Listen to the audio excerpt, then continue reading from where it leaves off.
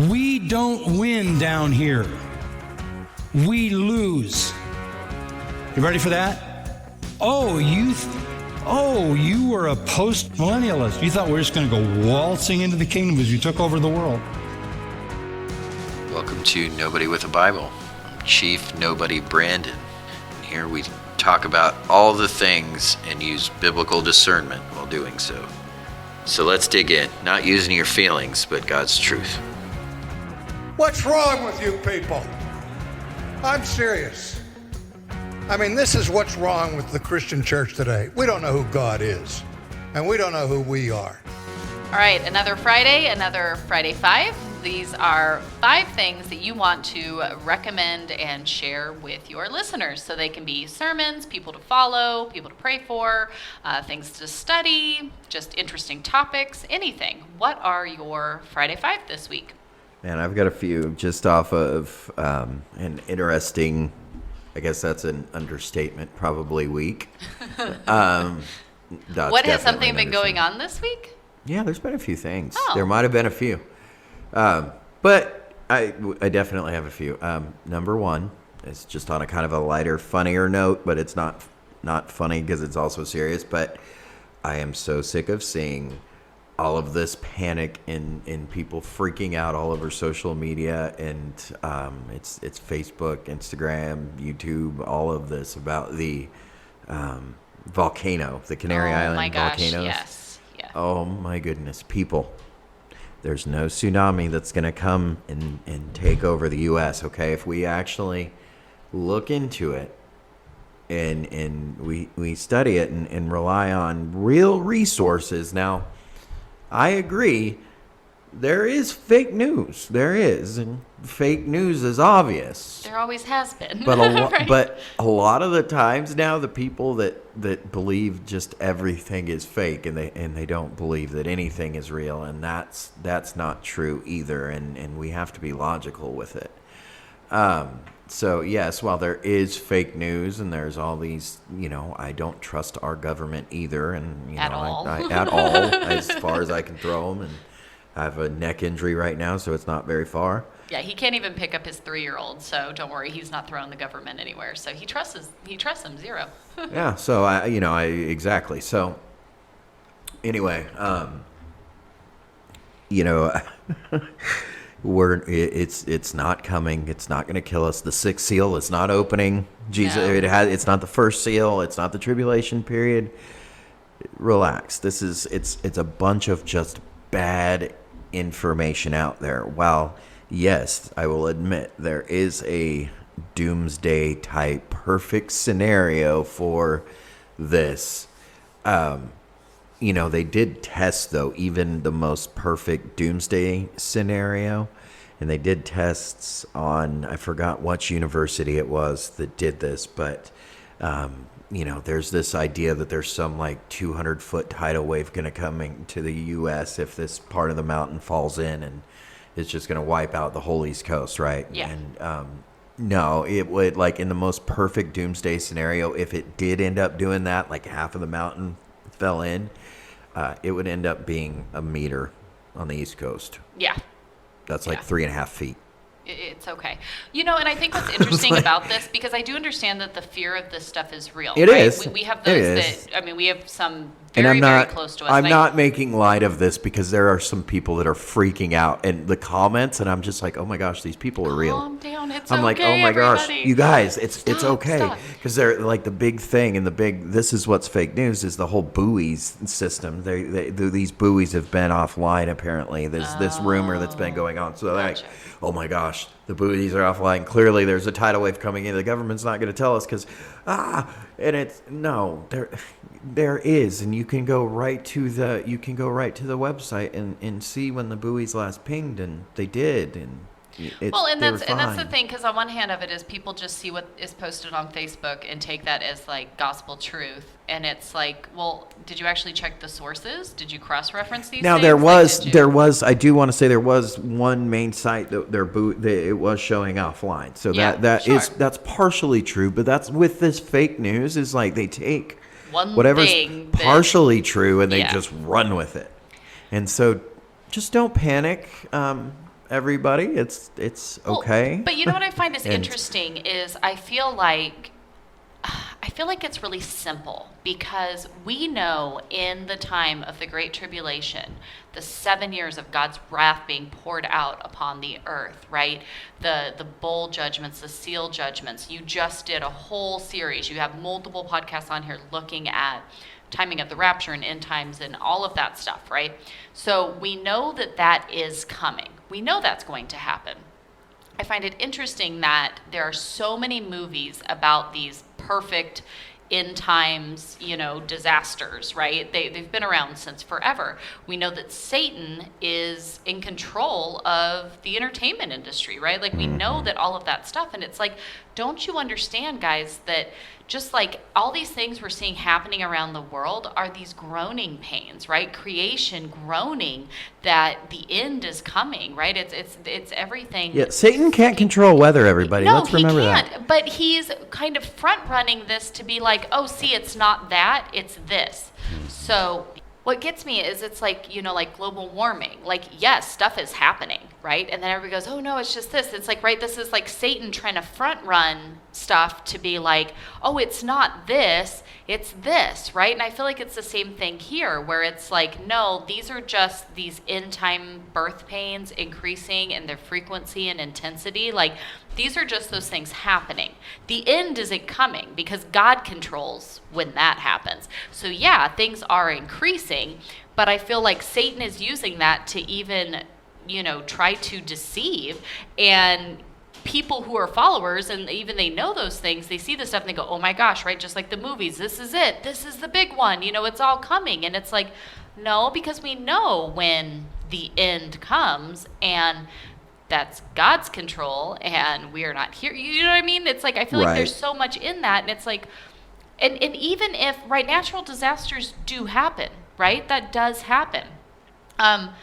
If you're a follower of Christ, it is far better to be in the presence of the Lord than here. Sure. So even if that is coming, like, yeah, I mean, natural disasters are awful and it's heartbreaking and you don't wish that upon people, but natural disasters happen all of the time. And that means that as believers, that's an opportunity for us to live and to share with others the truth of Christ so that we all can have this peace of, yeah, I'm not promised tomorrow, right? Like a meteor could fall on my house right now and kill us all, right? I mean, anything could happen. I could have an aneurysm, right? Anything can happen. And a piece of a plane could fall out of the sky and kill you. Exactly. There's, Like, there's no shortage of things that can happen to each and every one of us that have nothing to do with a natural disaster, right? God is. We literally have planes in our area. Oh yeah, we live right under a main flight path. Overhead, so it's like. I mean, literally at any point, anything could happen, and so you live in that confidence of, sure, maybe we'll all get wiped out with Yellowstone, or right? There's always something that they're telling us is like the end that's coming, right? That everybody's screaming about. And okay, whatever, who cares? Like, living in fear isn't going to do anything about it. It's not going to stop this 200-foot tidal wave from coming to get you. So, what are you freaking out about? It's okay. Yeah. So I guess that's number one. I mean, it's there. There's real news on this and there's fake news on this, and the research and all this stuff needs to be done. Like Berean would do it, even though this is not scripture. We want to go and just search out all these different things to find truth, and don't just believe what you see on social media as well. Because it is, like, I saw one picture today where literally from the glow from the volcano at night, it looks like the phoenix, like, up in the air. Like, it looks almost like a phoenix glowing. Like, and I don't want to take away from what's going on over there. Yeah. There's a lot of issue there, but there's a video on YouTube. There's been two different people that have on the ground in the Canary Islands there. One guy's on the one side of the island, and you can see the smoke and the ash, and he had to have a mask on and everything from it. But he's like, other than that, he's like, you wouldn't know. He's like, everything's going fine here. He goes, life is normal. But like on the news media, you swear that every single one of those people over there is dead. And under lava is getting them, but no, that's not the case. So I guess that's number one. Just don't panic, and even if this was something, even if appealing to my post-tribulational brothers and sisters out there, even if this was, the beginning, of a seal or something like that. Sure. We trust in Christ, and so be it. We live with him and we die with him. What he's already ordained, and no amount of your freaking out is going to change it anyways. And so what type of a testimony are you giving to others around you of Right. the Lord when you're just freaked out and, being consumed by these things? Yeah, so I guess that's number one. Well, I don't guess. That is number one. Number two, I guess that's it, is what I meant to say. Number two would be, I recently last night, and you knew that I was going to probably add this to this list, Heidi, but recently last night, a relatively well-known person in the theological world reached out to me and learned that they're very close. They actually live very close to me. Yeah. And I had no idea they're so close. That's I'm really cool. super excited about it. This person is one of the most qualified people, teachers, theologian. He's got his doctorate, but that I've ever seen in his credentials not that man's credentials mean squat, and he would say this exact same thing. He doesn't like that focused on him, but like it's impressive. It's okay. impressive. Yeah. And I feel so stupid. I literally feel like the dumbest person in the room. Somebody walks in and they are genuinely yes, they're humble, but they are that qualified in the field of which you're discussing, and you're like, can I just sit here and listen? Right. And he's very, very dispensational, and I am, and he wrote some dissertations from his, oh goodness, and anyway, it's just, I could just gush over and over and over, and I won't do that. Which he has been. Which I have, because I've been talking to him ever since last night. But I am definitely going to get him to come on the podcast. And please, that is us asking. Well, I will personally. I haven't asked him yet, but I will. If he listens, if he hears this, yes, this is asking you to do it. But if he doesn't, and I plan to set up something with him and ask him to do it and drag him into doing it, I think he will have no issues doing it. So, hopefully, we'll just pray that we can be able to do that, because it would be incredible, and it would be incredible to do maybe even one of these Friday Fives where I just have 5 interview questions for him. Ooh, that would be fun. If he's willing to, so I'm sure he would be, yeah, so that's really cool. And again, I won't, we won't give too much info here, but stay tuned, and you'll be hearing a little bit more about it, I'm sure. So that's number 2. Number 3 comes from our family Bible study this morning.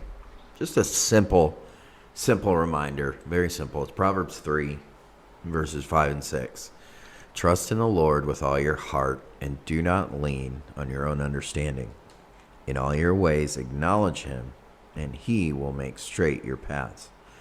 That is the most simple reminder, Amen. Powerful reminder that we can all take with us every single day. Trust in the Lord with all your heart. Do not lean on your own understanding, and understand what that statement means. That means you can't figure out why things are going the way they are, why they are happening, why they might be happening to you, why the Lord, you feel the Lord is distant, but, because all of these things are just rough. Listen, don't lean on your own understanding, but in everything that you do, acknowledge the Lord, and he will make this path straight for you. You just can't question him along the way. And I can tell you, as the chief of all sinners, that this is something that I consistently battle with. It's understanding, direction and what do you want from me, Lord? I feel like I'm not doing enough, which I'm not. I feel like I'm not, going in the right direction. I think everybody feels like that to a certain extent. But a lot of these things you just have to remember so simply that if you're acknowledging him in everything, that he is the one that's making your path straight, and he is the one that has this understanding, and it doesn't have to come from you. And we want to look to, our great Old Testament examples of people not understanding what's going on and trying to, take matters into their own hands. I think Abraham is a perfect example of that. I think Job is another perfect example of that. I mean, that's the most extreme example that we have of it, because of everything that happened to Job. And we go through all these chapters of just, Job's, sorrows and his bad friends. And then he finally has a decent friend that comes and gives him some sense. And then the Lord comes and says, what do you know? I mean, I'm paraphrasing that. I love paraphrasing this in that whole chapter 38 of that, because it's exactly what the Lord is doing there. Yeah, I mean, it really is. Go like, read I know you're it. paraphrasing, Please but... read it. Please go read it now if you're listening. And that's exactly what he's doing. He goes, who are you? He goes, do you even understand who I am? I am. You are leaning on yourself and not who I am and what I can do and what I will do for you, and what I have done for you, most importantly. So anyway, we read that in our family study this morning, and I thought that would be a good one to add. So number 4, right? That was 4? number 3. That was number 3. I could count. Yep. So 4. Yeah, I was right. All right. So 4 would be, yes, I have fallen. I'm Thank you. helping She's over pointing. here. Yeah, you are helping. Well, no, I'll do that one for 5. 4 Okay. was going to be just reminding everybody. I think it's easy to get, and not just people who suffer depression, anxiety, all these different things. I think it's easy in this life, especially now, to let those things get at you and to eat at you, even if you don't struggle with this. It's like people that don't even struggle with this are like, my goodness, this is getting to be a lot. Just the world. Just the world in general. I mean, just if you're trying to follow Christ, it's not easy for you right now. Nothing is easy. I mean, everything is against you, and everything has always been against you, but you can feel it.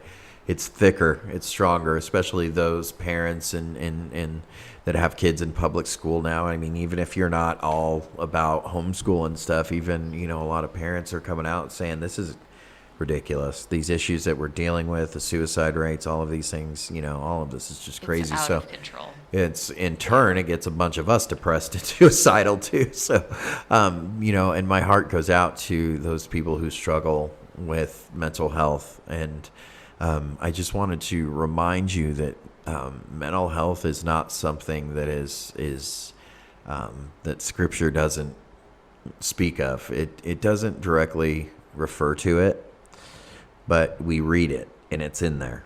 If you read the story of Elijah, if you read the story of Job, if you read Paul's letters, if you read David was the biggest mess, and we don't look at it through this lens, but David was the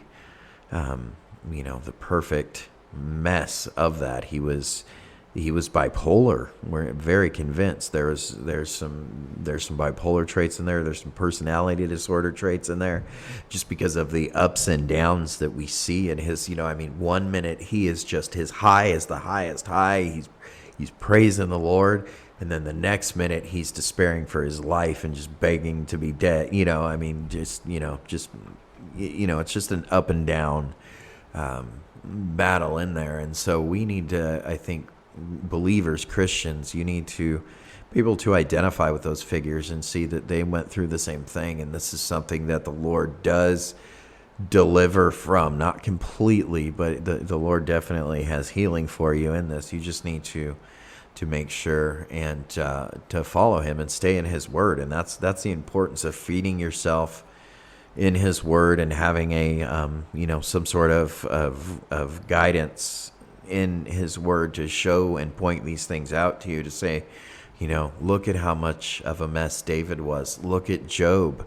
I mean, these are both very godly men, and I mean, these are just two examples as well. We have, like I said, Elijah, Samuel, Jeremiah known as the weeping prophet. We have so many different examples of this. Jeremiah was the same way. Ezekiel was the same way. Like, dude, Ezekiel was tough. That is a tough, just a whole tough situation, and I can't even imagine the mental toll that took on a person. I mean, these people, yes, the Lord, the only reason that they were able to endure this is by strength of the Lord, because what this does to a human mind, what this does to just a fleshly body, a fleshly mind, it just absolutely just rips it apart, and you're just an empty space at this point. And so the only thing good in you is Christ, and the only thing of substance is Christ at that point. So anyway, I think just in the way of encouragement, I encourage people not to withdraw, especially if they're feeling anxious, if they're scared, depressed, suffering. Don't withdraw. Engage, especially in His Word and with a good Bible teacher. And if you can't find one, I would be more than happy to point you to one. So.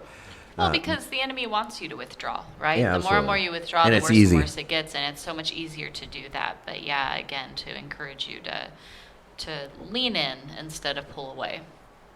Yeah, number 5 is I recently got a wonderful gift in the mail from a dear friend of mine. And he uses this Bible commentary. It's called the Believer's Bible Commentary by William MacDonald. And it is really good. I'm really enjoying it a lot. And it's one of his favorite ones to use too. So I definitely would recommend that to anybody listening.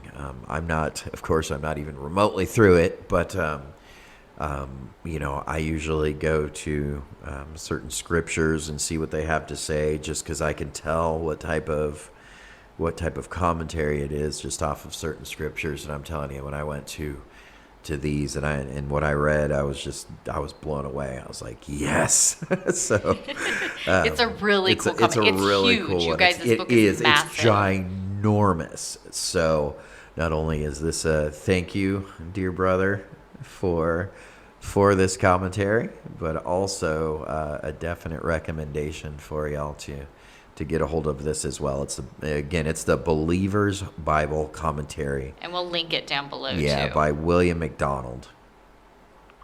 So I think that's 5, Heidi. Yeah, those are your Friday 5. There you go.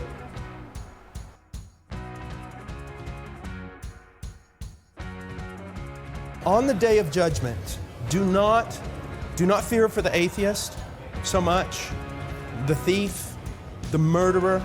If you want to be afraid for someone on the day of judgment, be afraid for those who carried the title pastor. Let me give you an example.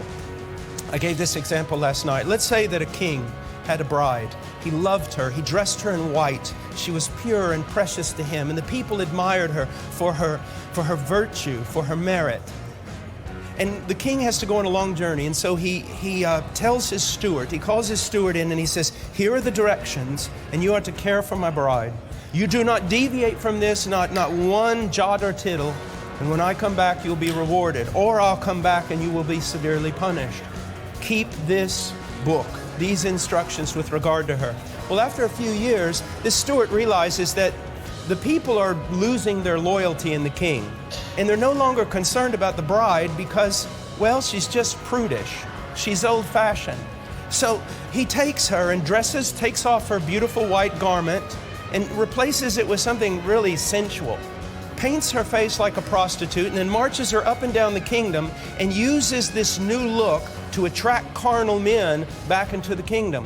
When that king comes back, There are no words to describe what He will do to that steward. And when Jesus Christ comes back, there are no words to describe what He will do to many of these men who call themselves pastors, who have done to His bride exactly what the steward did in that parable.